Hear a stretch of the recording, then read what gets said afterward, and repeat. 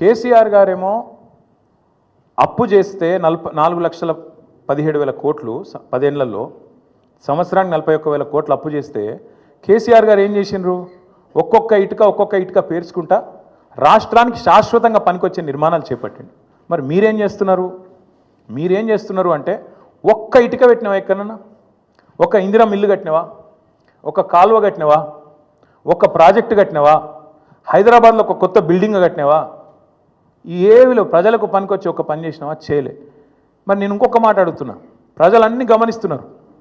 రాష్ట్రమేమో దివాలా తీసిందంటావు, రాష్ట్రం దివాలా తీసిందని దివానా మాటలు మాట్లాడతావు. మరి మీ కుటుంబం ఆస్తులు ఎట్లా పెరుగుతున్నాయి? అనుముల రేవంత్ రెడ్డి గారి కుటుంబం ఆస్తులు ఎట్లా పెరుగుతున్నాయి? నువ్వు అదన్నా చెప్పు, సీక్రెట్ మాకు. మీరు ముఖ్యమంత్రి కాగానే మీ అనుముల ఫార్ములా సీక్రెట్ సాస్ ఏదైతుందో అదేదో మా ప్రభుత్వానికి మొత్తం ప్రజలకు కూడా చెప్తే మంచిది కదా. ముఖ్యమంత్రి అయిన 6 నెలల లోపలనే మీ అన్న అనుముల జగదీశ్వర్ రెడ్డి గారు 1000 కోట్ల పెట్టుబడి పెడతా అని మీతో ఒప్పందం కుదుర్చుకుంటాడు. స్వచ్ఛ బయో అనే కంపెనీ వస్తుంది, 1000 కోట్ల పెట్టుబడి పెడతా అని ఆయన కట్టుకొస్తాడు. మీ అల్లుడు వెంకట నరసింహారెడ్డి అనుకుంటే ఆయన పేరు, ఇంకేదో ఉన్నది పేరు, ఆయన కొన్ని వేల కోట్లతోని ఫార్మా కంపెనీ పెడతా అని చెప్పి లగచర్లకు వస్తాడు. దానికోసం నువ్వు మళ్ళీ అక్కడ మీ కొడంగల్లో రైతుల భూములు గుంజుకుంటావు. ఎక్కడికి వెళ్ళి వచ్చినాయి వేల కోట్లు? మీ అన్నకు, మీ అల్లుడికి. మీ అల్లుడు వారి తండ్రి మీ వియ్యంకుడు మొన్ననే కదా, ఎక్కువ రోజులు కూడా కాలే, మీ వియ్యంకుడు మొత్తంగా అప్పుల్లో ఉండే కంపెనీ మొత్తం అప్పు రైట్ ఆఫ్ అయిపోయింది. మీరు అధికారంలోకి రాగానే మీ వియ్యంకుడి కంపెనీ యొక్క అప్పులన్నీ రైట్ ఆఫ్ అయిపోయినాయి కేంద్ర ప్రభుత్వం దయతోని. మీ జూబ్లీ హిల్స్ ప్యాలెస్ ఏదైతే ఉన్నది, ఇలా రేవంత్ రెడ్డి గారు ఎక్కడి నుంచి అయితే వర్క్ ఫ్రమ్ హోమ్ చేస్తున్నాడో 3 ఇంతలు పెరిగింది. పెద్దమ్మ గుడి దాకా వచ్చిందట, కొద్దిగా అయితే యువతలకు వస్తుందేమో. 2,000 ఎకరాలు కొన్నాడు 4th సిటీ దగ్గర. మొత్తం వెల్దండ నుంచి మొదలు పెడితే 4th సిటీ దాకా 2,000 ఎకరాలు వీళ్ళ బినామీలు, వీళ్ళ కుటుంబ ఆస్తులు పెరిగినాయి. 10 లక్షలు కూడా పెట్టుబడి లేని నీ బామ్మర్ది సృజన్ రెడ్డి 1,137 కోట్ల కాంట్రాక్ట్ వచ్చింది. నీ అల్లుడు ఆస్తి పెరుగుతుంది, నీ బామ్మర్ది ఆస్తి పెరుగుతుంది, నీ కొండలరెడ్డి ఆస్తి పెరుగుతుంది, తిరుపతి రెడ్డి ఆస్తి పెరుగుతుంది, నీ వియంకున అప్పులు రైట్ ఆఫ్ అవుతాయి, నీ ఇల్లు 3 ఇంతలు పెరుగుతుంది.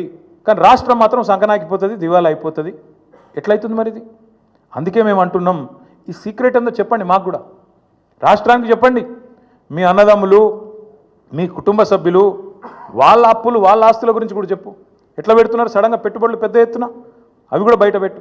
తెలంగాణ ఆస్తులు తగ్గుతున్నాయి ఎట్లా, అనుముల కుటుంబం ఆస్తులు పెరుగుతున్నాయి ఎట్లా ఖచ్చితంగా చెప్పాలి. కేసీఆర్ గారు తెచ్చిండు, 4,17,000 కోట్ల అప్పు తెచ్చిండు. ఏం చేసిండు కేసీఆర్? ఒక కాళేశ్వరం కట్టిండు, శాశ్వతంగా తెలంగాణకు కల్పతరువు లాంటి ప్రాజెక్టు కట్టి తెలంగాణను పంజాబ్ కంటే హర్యానా కంటే ముంగట నిలబెట్టిండు.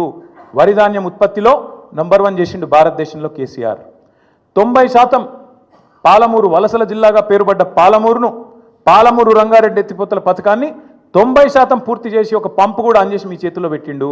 17 నెలలైంది, ఆ మిగతా 10% కూడా పూర్తి చేయలేని అసమర్థుడివి నువ్వు. కేసీఆర్ గారు అప్పు చేసిండు, కానీ ఇంటింటికి నల్లా పెట్టి నీళ్ళు ఇచ్చిండు.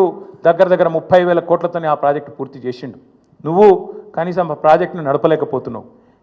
కేసీఆర్ అప్పు చేసిండు. దేనికోసం చేసిండు? 1,00,000 కోట్లు పెట్టి తెలంగాణ ఏదైతే విద్యుత్ లోటుతోని ఆగమాగమైతుండేనో ఆ విద్యుత్ లోటుతో ఆగమాగమైన తెలంగాణను ఇలా 24 గంటల వెలుగు జిలుగుల తెలంగాణగా కేసీఆర్ గారు మార్చిండు. కేసీఆర్ గారు అప్పు చేసిండు. రైతు బంధు అనే పథకం పెట్టి రైతుల ఖాతాల్లో 70 లక్షల మంది రైతుల ఖాతాల్లో 73,000 కోట్ల రూపాయలు వాళ్ళ ఖాతాలు వేసిండు. కేసీఆర్ అప్పు చేసిండు. 29,000 కోట్ల రైతుల అప్పు తీర్చిండు. కేసీఆర్ అప్పు చేసిండు. 24 గంటల ఉచిత కరెంటు రైతులకు ఇచ్చి 60,000 కోట్ల వాళ్ళ భారాన్ని తాను తీసుకున్నాడు. కేసీఆర్ అప్పు చేసిండు. హైదరాబాద్లో 36 ఫ్లైఓవర్లు కట్టిండు. కేసీఆర్ అప్పు చేసిండు. హైదరాబాద్ మెట్రో మొదటి దశ పూర్తి చేసిండు. కేసీఆర్ అప్పు చేసిండు.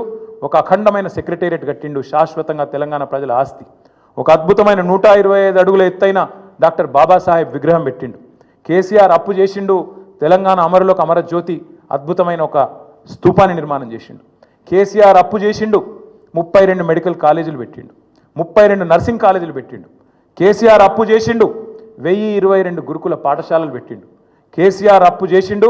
ఊరూరికి రైతు వేదిక కట్టిండు, ఊరూరికి నర్సరీ పెట్టిండు, ఊరూరికి డంపింగ్ యార్డ్ కట్టిండు, వైకుంఠ ధామం కట్టిండు, ప్రకృతి వనం కట్టిండు.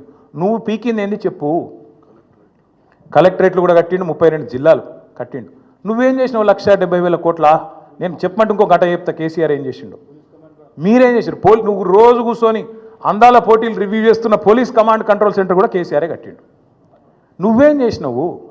ఈ 17 నెలల్లో ఒక్క రూపాయితో ఒక్క ఇటుక పెట్టి నువ్వు తెచ్చిన 1,70,000 కోట్ల అప్పుతోని ఒక్క మంచి పని ఏమైనా చేసినావా చెప్పు.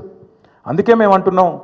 ఇంకా విచిత్రమైన మాట నిన్న నేను ఎకానమీ క్లాస్లో పోతున్నా, నేను చాలా పద్ధతిగా ఉంటున్నా, 18 గంటలు పని చేస్తున్నా, నన్ను కోసుక తింటరా అయింది. కోసుక తింటేందుకు ఏమైనా కోతాబరి మామిడికాయ అవేది నాకు అర్థం కాదు.